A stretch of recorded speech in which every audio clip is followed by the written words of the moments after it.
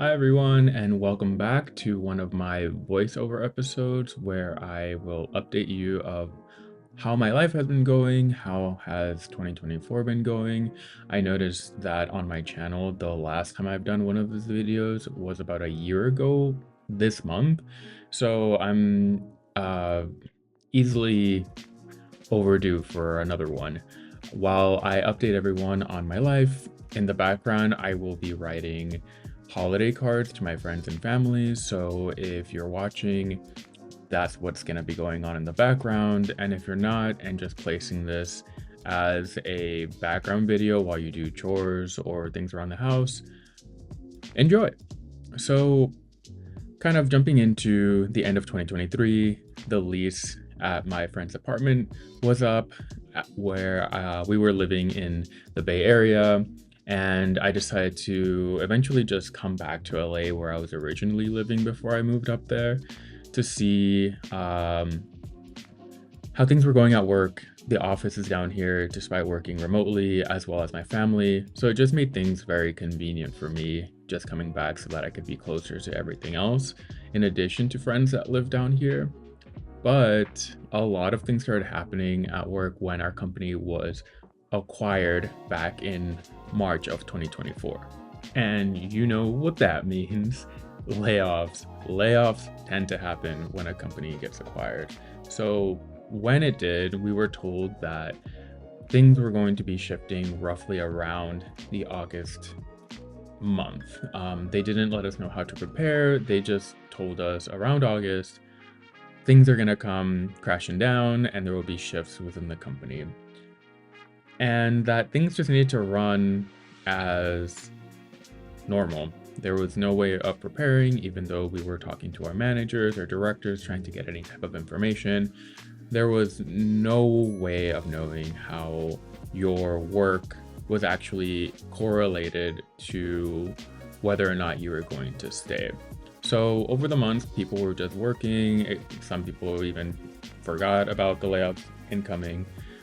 But when they did, let me tell you, it was VPs, it was CMOs, it was senior directors, it was directors, managers, coordinators, even all of our freelancers and interns, and people who were on contracts were completely let go.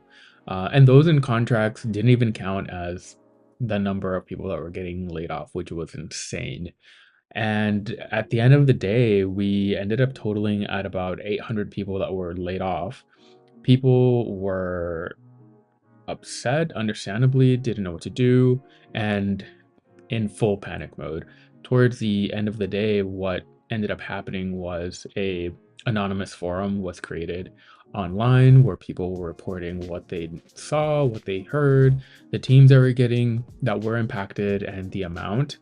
And the entire process as to how it was happening, in addition to a whole slew of grievances and disgruntled employees, which I will not talk about because those are all alleged and have no concrete proof. But let's just say a lot of employees did echo the same complaint about upper management. It was entertaining to read, not gonna lie, but some of the useful things that we did get out of the forum was the next day that was going to be impacting the other half of the employees that remained. And the layoffs ended up happening in roughly 3 different waves, one in August, one in September, and one in November.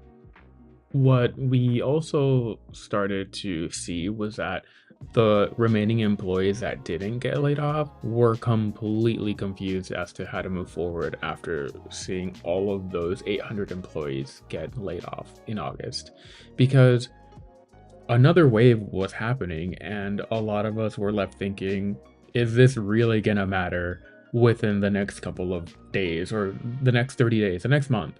Um, Projects were delayed, projects were kicked down the road, and it was kind of a shit show, to be honest. It should have been handled a little bit better, but who's to say?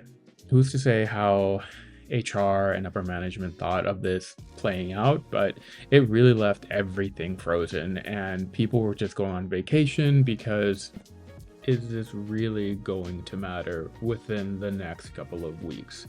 And it kind of didn't. People were understandably worried and concerned that whatever work that they were doing, projects that they were focusing on, they weren't going to be there past September to see them through.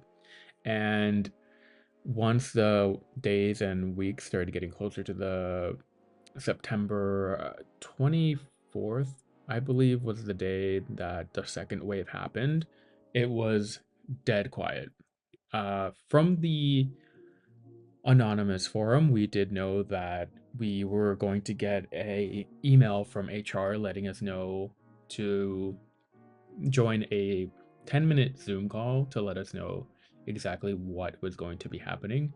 And it did. The morning of, we ended up getting it. We agreed to sign on, and we ended up getting a really quick spiel from our VP or SVP and essentially letting us know that it was a tough decision. It was honestly scripted. It was premeditated and it was just all normal corporate jargon that it was to meet the bottom line. It was a very tough decision. It didn't come easy, yada, yada, yada. And so once they finished that 10-minute meeting, it honestly could have been an email. It would have saved us a lot of time and expectations. But once the meeting was over, we had about an hour to an hour and a half to receive the email on whether or not you were staying or going. And the email started coming in. Unfortunately, I ended up getting laid off, and it was somewhat of a calming time when I got it. The reason why I say it was calming was because when I started to share the decision of my role, I saw that it was actually impacting a lot of people outside of the type of work that they were doing. Initially, I thought that because you're getting laid off, it's because you're not putting in quality work and you're just not a good employee. But within our own team of six, four of us ended up getting laid off with two remaining. And part of those four was our senior director, who was leading the team and hands down has the most, if not the best, experience at the company with all the partnership knowledge of what to do with all the projects that we've been running throughout the last couple of years. They've been at the company before and already have a long lasting knowledge of who to contact internally and how things are managed. But that that goes to show that it the layoffs spared nobody because it was bloodbath, so to speak. So much so that by the end of the day, we ended up seeing that roughly 2,000 employees ended up getting laid off that day, and it left the remaining employees in shambles where they had to take on roughly 2 to 3 different people's roles and projects, and others had been completely shifted to different departments that they weren't even part of. And now they are required to get up to speed on any projects that were being ran and planned towards the end of the year. I I don't know what the outcome for them for those who remain, but honestly, I wish them the best of luck. The two remaining teammates that were spared, honestly, were kind of great, but even how great they are, I wouldn't wish that workload on even my own enemies. That being said, we were given or for those that were laid off, we were given our offboarding package that explained how we were going to leave the company, what paperwork that we needed to sign, how our insurance, our 401k, and remaining payments were going to be dispersed. We had a severance package. I'm not going to discuss how well it went or what it encompassed, but we did get one so that we would have an easier time looking for employment again. But in this economy, it's been rough, to be honest. And in addition to that, I also learned how unemployment works. Living in California, it's been an interesting process that I haven't been part of until now. And although interesting, I will say it was rather easy and simple. You just have to go to the unemployment website and make an account, let them know the unemployment day that you were given, and with that, they would do a background check to confirm that you are indeed laid off and ask you a series of questions to confirm how and if you are receiving any payments in order to give you your own unemployment benefits, which at the moment mainly consist of payouts every 2 weeks. I'm not sure if they are different in different states, but for California for now, they are dispersed every 2 weeks, and you are required to provide companies that you have been applying to with a series of information that's required for you to put in, like the title of the position, the company. If you're applying online, you put in the URL, or if it's in person, the address and other information that's required. But it's not too complicated, to be honest. And I haven't been taking advantage of the other resources that they have, like food stamps, now known as CalFresh, and their health insurance that you can also sign up for. But if you have family members that can sign you up under theirs, that works perfectly fine. It I don't plan on using it for too long, but it has helped a little bit. To be honest, if you are renting in LA or the San Francisco area or Bay Area in general, unemployment is not it's not going to save you or help you significantly unless you're living with a family member or your friends or roommates or spouse or however your living situation is are able to help you, because it's definitely not enough. And I can't imagine if you have a mortgage in any of these areas, metropolitan areas, it's gonna be really rough, and you're gonna have to depend heavily on your savings to get you through the unemployment period until you can be employed again and find a different career path for yourself to kind of get back on that horse. During this time, I will say that I have picked up a little bit or a couple of healthy habits. Now, with all this free time, when I'm not job hunting, I have started working on my physical health, trying to eat healthier, trying to go to the gym, walking 3 miles every single day. And it has also allowed me the time to spend with my friends and family whom I otherwise wouldn't be able to do working a full-time job. And I guess that's kind of like the bright side of being unemployed, is having all this free time, having the time to dedicate to the projects and things that you otherwise didn't have time for. Granted, I know bills are a very real issue in this economy and all the time in every economy. Fortunately for me, I've been able to use my savings to buy me a little bit of time to be with those I love, and would recommend you do so as well if you have the time and resources to spend with friends and family.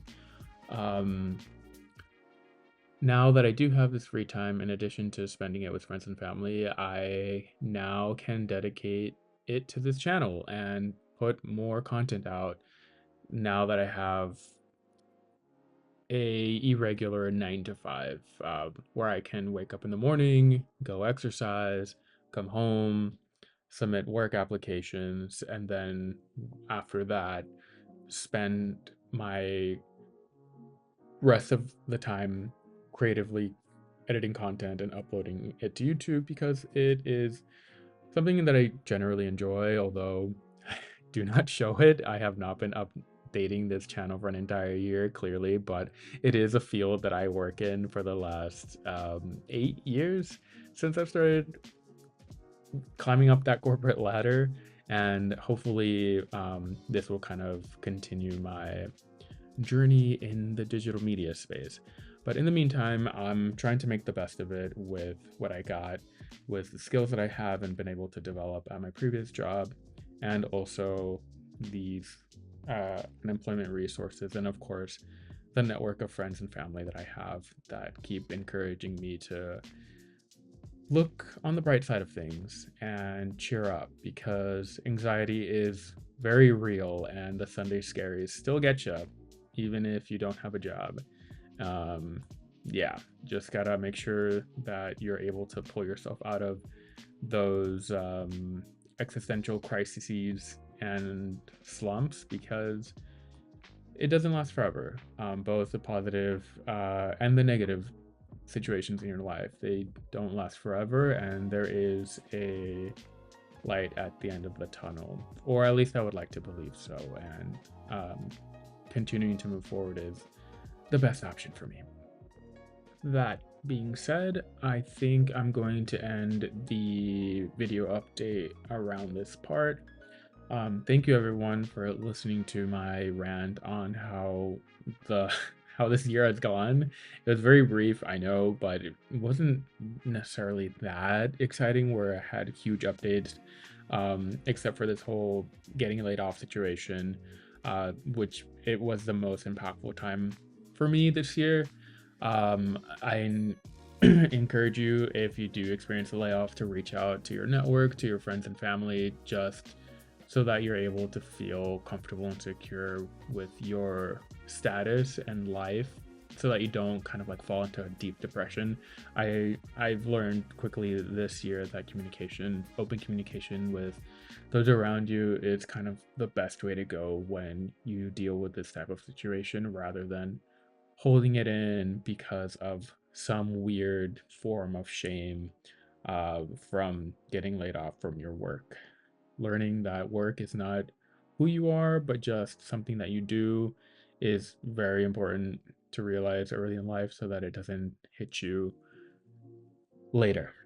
And also, if you have time, not in relation to my videos, make sure to check out my friend's tattoos. I think they're very amazing. If you've thought about getting one, if you've considered or already have one, make sure to check them out. I'll link them down in the description box. The studio is here in LA, called Studio Nui, and they have pretty amazing tattoo artists. One of them was able, or has been able, to actually tattoo Lisa from Blackpink twice, and is still a resident here and able to do tattoos. If you are a huge fan of her, or if you're a huge fan of his artwork, I definitely recommend that you reach out to him. Super nice, has a shit ton of tattoos himself, and has two Shiba Inus that are really cute and fun to play with, although they do have a very specific type of personality, if you know the type of dog. But in the meantime, I hope everyone has a good rest of their year. Have great and happy holidays with friends and family, and I'll see you on the next one. Bye.